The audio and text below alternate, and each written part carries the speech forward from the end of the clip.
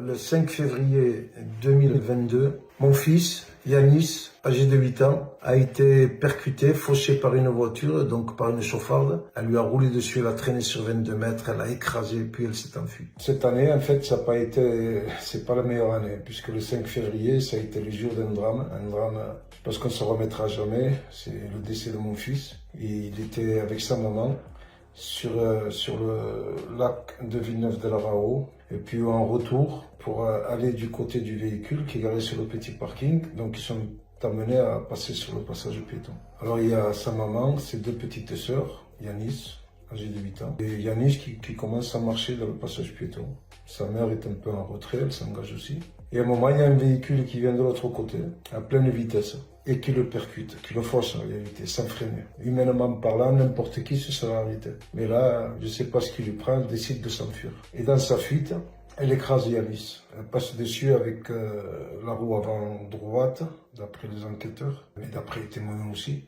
Donc, elle roule dessus et elle le traîne sur 22 mètres. Malgré les cris de la mère, malgré les gens autour qui lui demandent de freiner, elle continue.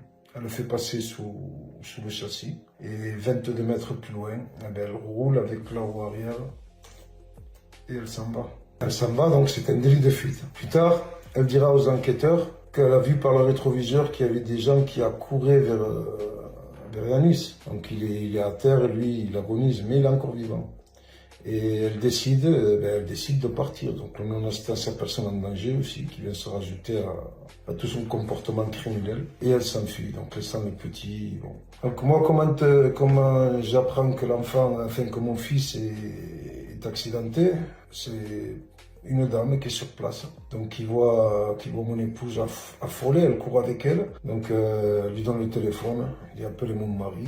Ce qu'elle fait, cette dame, elle prend le numéro, puis j'apprends qu'il y a un accident. Dans un premier jet, donc quand on m'appelle, elle me le dit assez calmement. J'essaie d'être mesuré aussi, et puis d'essayer de comprendre. Et donc de l'amener à me dire qu'est-ce qui s'est passé. Alors, elle me dit oui, c'est le petit, il y a eu un accident, il y a sa maman avec lui. Je suis pas rassuré honnêtement. J'ai très peur. Je suis dans un état d'angoisse. Je pressens quelque chose de pas bon du tout. Quand elle me dit que c'est Yanis, je dis mais vous pouvez pas m'en dire plus s'il vous plaît, qu'est-ce qu'il a exactement? Elle me dit il est au sol, est-ce que vous pouvez me passer la mère? Non, il n'est pas en état de parler, il est en état de choc. Dites-moi quelque chose, passez-moi au moins le petit. Et c'est là qu'elle lui dit mon chéri, il y a ton papa au téléphone, est-ce que tu veux lui parler? Honnêtement, à ce moment-là, l'adrénaline descend un peu. Je vois qu'elle communique avec Yanis. Et je suis là à attendre. Qu'est-ce qu'il y a, mon fils? Qu'est-ce qui arrive? Et puis il me fait des bruits, des gémissements, comme ça m'a percé le cœur, quoi. J'ai senti que c'était très très grave. Et je lui dis, Yanis, bouge pas, j'arrive. Un quart d'heure après, je suis sur le lac de Villeneuve-de-la-Raho. Et quand j'arrive, alors il y a foule. Il y a les camions de pompiers, des gendarmes un peu partout, des voitures sur les côtés. Et puis je sais pas, je garde la voiture sur le côté à mon tour et je rentre dans le premier camion de pompiers. Je vois bien qu'il y a la maman sur le côté qui est complètement affolée. Les deux filles qui sont tenues par une personne qui essaie de rassurer la mère. Quand je rentre dans le camion de pompiers, alors je vois Yanis sur le côté, dans une espèce de bâche de sécurité comme ils ont les pompiers. Et il est maintenu. Mais il a les yeux ouverts. Je m'approche de lui, je dis Yanis, c'est papa. Ça va mon fils? Avec une toute petite voix, il arrive à me dire ça va. Alors, je sens bien que c'est très très grave. Je regarde le docteur et le docteur me dit c'est gravissime, grave. J'ai pas voulu les embêter, j'ai vu qu'ils étaient vraiment sur le petit. Je me suis dit bon, on va le laisser. Et dès que je sors du camion des pompiers, j'entends le docteur qui dit à Yanis, Yanis, reste avec nous. Yanis, reste avec nous. J'ai de suite compris que ça y est, le cœur s'était arrêté. Et puis ils entament le process pour essayer de faire repartir le cœur. Je suis dehors, j'attends. Ça n'en finissait pas. À un moment donné, je demande et puis il y a un docteur qui me dit, bon, on l'amène aux urgences, il n'y a qu'à suivre le camion. Je lui dis, dites-moi s'il vous plaît, est-ce qu'il est vivant ou pas? Il dit, il est vivant. On vient de faire repartir le cœur. Et apparemment, il a combattu, c'était un bonhomme, Yanis, il faut le dire. Quand vous savez que quand il est au sol, il n'a qu'une main qui bouge. Et puis il s'en sert pour passer la main autour de la tête de sa maman et il la réconforte. Il lui tapote le haut de la tête. Je rentre dans le fourgon, je lui demande si ça va, il me dit oui, ça va. Imaginez que ce petit vient de passer et de faire 22 mètres sous le châssis d'une voiture. Ils ont mesuré la hauteur du sol au châssis, 16 cm. Comment elle a fait pour faire passer le petit de la roue avant et le faire sortir la roue arrière 22 mètres plus loin. Quand on lit le rapport de l'hôpital, tout ce qui est cassé dans le corps du petit, c'est horrible. Qu'est-ce qu'il a dû souffrir cet enfant? Et arriver à rassurer sa maman. Alors qu'il est vivant, il n'y a rien qui bouge, il n'arrive pratiquement pas à parler. Et puis il me dit ça va. Qu'est-ce que je suis fier du courage qu'il avait ce petit. Donc on suit le fourgon jusqu'à l'hôpital. Et puis arrivé là-bas, je vois bien que ça court, ça bouge. C'est une urgence extrême. Ils nous mettent dans une salle à part. Toutes les heures, je demande, je leur dis, ne nous laissez pas s'il vous plaît dans l'angoisse. S'il est mort, dites-le. S'il est vivant, dites-le, mais dites quelque chose. Et les heures passent. À un moment donné, il y a un docteur qui vient vers nous, qui me dit, bon ben écoutez, honnêtement, c'est très très grave. Par contre, l'enfant combat. Il m'explique qu'ils lui ont mis l'équivalent de ce qu'on a nous, comme sang dans le corps, et qu'il résiste. Il accepte les plaquettes, il accepte l'adrénaline. Et par contre, ils m'ont dit, j'ai jamais vu ça de toute ma carrière. Mais tout est cassé à l'intérieur. Il n'y a plus de poumons. Les côtes sont cassées. Enfin, minimères comme quoi, les clavicules, les deux os des fémurs, des deux jambes. Le thorax cassé. Enfin, l'horreur. Je vous parle pas des plaies qu'il y a sur la tête. Il dit, bon, on a pu le stabiliser. Et il m'explique, donc il me dit, bon, ben, on va faire un encéphalogramme. Et il me le dit, tout simplement, si on voit que le cerveau est touché, si on voit qu'il y a des lésions au niveau du cerveau, on arrête. Je lui ai dit, écoutez, c'est vous qui savez. Un peu plus tard, il revient nous voir. Il nous dit, écoutez, le cerveau n'a rien du tout. La tête n'est pas touchée. Donc on a pu stabiliser le corps. Dans le cerveau, il y a rien. On va mettre le paquet.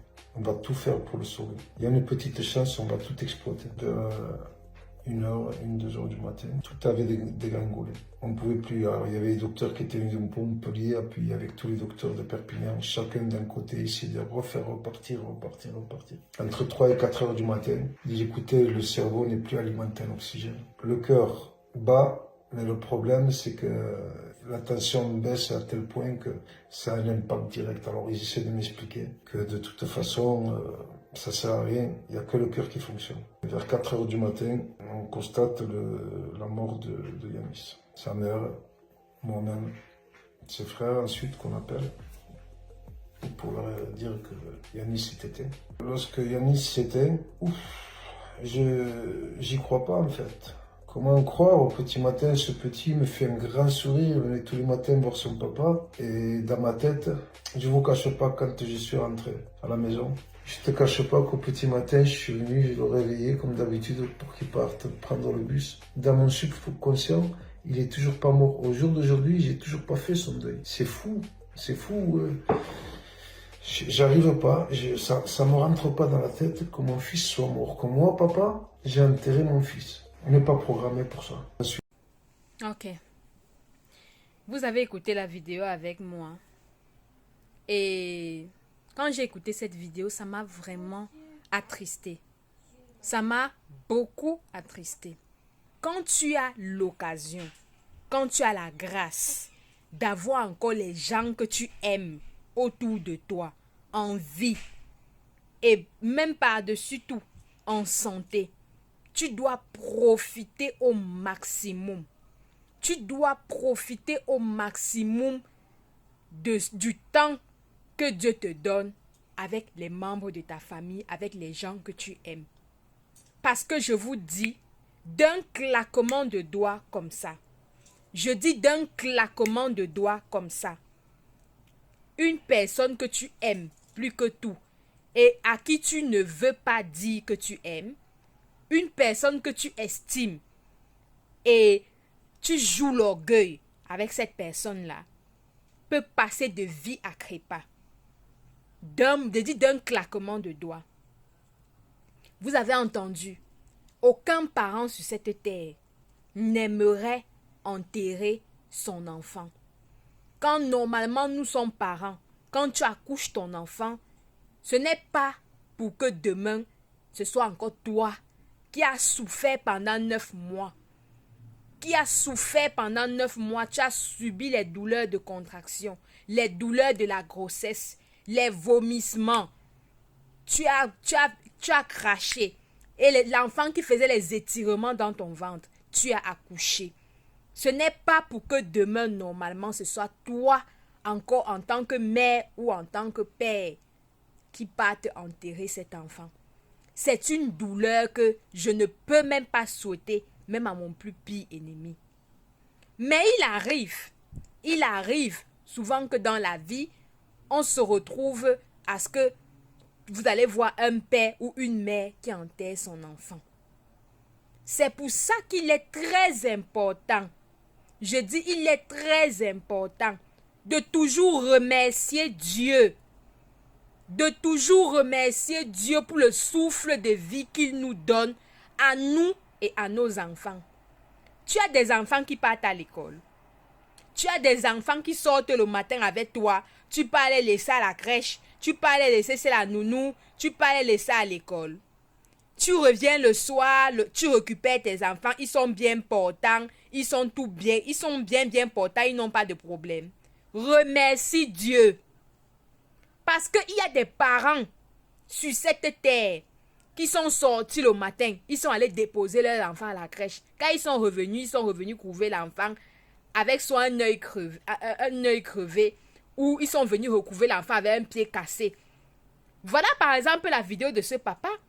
Il dit dans la vidéo que le matin, il s'est levé. Il réveille son fils. Il dit à son fils, mon fils, réveille-toi. Va à l'école. Il apprête son fils, il donne à manger à son fils. Il met le sac de son fils au dos. Au revoir mon fils. Et l'enfant va à l'école. Mais il ne savait pas. Ce papa ne savait pas que la nuit même, 18 heures avant d'arriver, c'était la dernière fois qu'il voyait son fils. Et il ne verra plus jamais son fils. Il ne savait pas.